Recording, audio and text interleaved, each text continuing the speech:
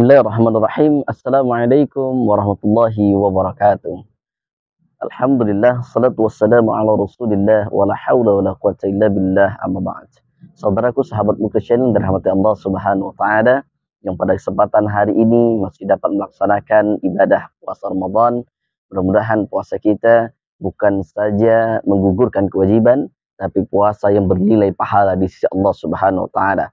Sebab Nabi SAW telah memberikan warning, memberikan wanti-wanti kepada kita semuanya, bahwasanya ada di antara umat Rasulullah atau ada di antara manusia yang berpuasa tidak mendapatkan pahala daripada puasanya kecuali hanya lapar dan haus saja. Saudaraku yang dirahmati Allah, pada kesempatan program Berkah Ramadan kali ini kami mengajak kepada teman-teman semua untuk sama-sama mendukung channel ini agar berkembang dan mudah-mudahan dapat bermanfaat untuk orang banyak. Saudaraku yang dirahmati Allah, setiap like, setiap subscribe, setiap komentar yang membuat video-video yang baik, tidak hanya video ini, video dakwah di channel manapun, ketika kita membantu channel itu berkembang lalu disimak oleh orang banyak, maka mudah-mudahan kita termasuk apa yang dikatakan Nabi, man dalla ala khair, tidak hanya menyampaikan tapi juga memfasilitasi, membantu orang-orang untuk mendapatkan ilmu-ilmu Allah subhanahu wa ta'ala lalu dia mengamalkannya, maka kita akan mendapatkan pahala yang sama dengan mereka yang mengamalkan. Saudaraku yang dirahmati Allah subhanahu wa ta'ala, ada sebuah pelajaran penting yang nampaknya perlu kita ambil daripada surah Al-Fatihah ayat yang kedua, yaitu Alhamdulillahi Rabbil Alamin. Selalu kami sampaikan, Alhamdulillahi Rabbil Alamin ini akan memberikan pelajaran yang besar untuk kita semuanya dan juga menggugurkan ego dalam diri kita, yaitu perasaan ingin dipuji atau haus pujian. Kalimat Alhamdulillahi Rabbil Alamin bukan saja kalimat yang wajib kita baca setiap melaksanakan salat atau minimal 17 kali dalam sehari. Tapi Alhamdulillah ini perlu kita amalkan dalam kehidupan nyata kita, bukan hanya sekedar dibaca. Bagaimana kita menyadari betul bahwasanya sehebat apapun kita, pada dasarnya kita tidak berhak untuk mendapatkan pujian, karena pujian itu hanya milik Allah subhanahu wa ta'ala. Zat yang tidak memiliki kekurangan apapun, zat yang maha agung, zat yang maha kuasa, yang harus senantiasa kita puji. Dan inilah pelajaran yang luar biasa untuk kita semuanya. Kalau kita memiliki jabatan yang tinggi, bukan berarti setiap orang harus tunduk kepada kita, harus hormat kepada kita, harus menundukkan badan, menundukkan kepala kepada kita. Kalau kita dipuji oleh orang lain, ini tidak masalah. Tapi yang menjadi masalah ketika kita haus pujian dan ingin selalu dipuji oleh orang lain. Kalau orang memuji, maka dia mengapresiasi sesuatu yang kita miliki. Entah itu jabatan, entah itu ilmu, entah itu kekayaan, dan segala macamnya. Banyak sekali faktor orang yang bisa untuk memuji kita. Tapi kalau kita yang mengharapkan pujian, sungguh-sungguh tidak layak. Karena Alhamdulillah, segala pujian itu mutlak hanya milik Allah subhanahu wa ta'ala. Saudaraku yang dirahmati Allah, sebagaimana kami sampaikan, seorang yang memiliki jabatan tinggi bukan berarti orang lain harus tunduk kepada dia, harus selalu memuji-muji dia. Ada seseorang yang diberikan ilmu yang luas oleh Allah subhanahu wa ta'ala, pemahaman yang baik, bukan juga berarti orang lain harus tunduk, menundukkan badan, menundukkan kepala kepada dia. Kemudian ada juga orang yang diberikan kekayaan, bukan berarti yang miskin harus tunduk patuh kepadanya.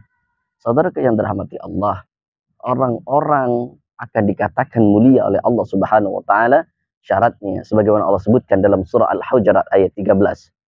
Ketika Allah katakan, Ya ayuhan nas, inna khalaqnakum min dzakari wa untha, wa ja'alnakum su'uban wa qabaila lita'arafu.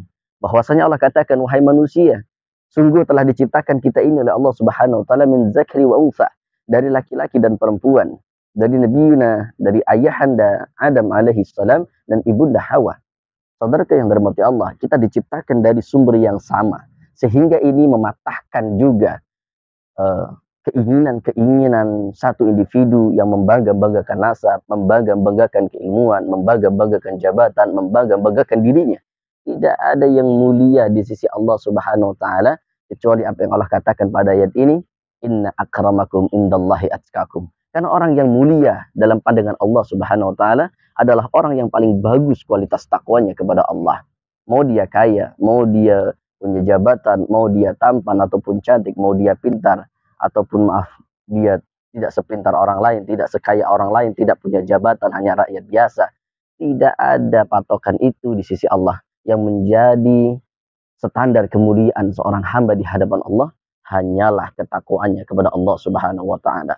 Maka dari itu, semoga ini menjadi hujah untuk kami pribadi dan kita semuanya. Bagaimana caranya agar kita bisa mengaplikasikan ayat ini sehingga kita tidak menjadi orang-orang yang haus pujian, yang haus akan penghormatan, tapi kita menjadi orang yang tawadu, yang sadar betul bahwasanya pujian itu hanya milik Allah Subhanahu wa taala.